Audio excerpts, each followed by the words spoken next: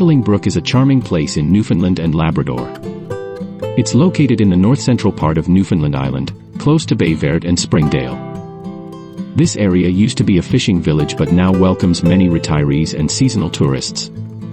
Here, you can find a variety of wildlife.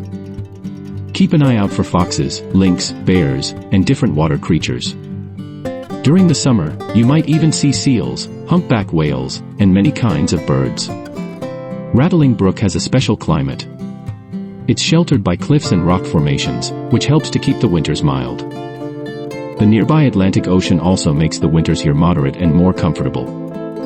Thank you for joining us in discovering the beauty of Rattling Brook.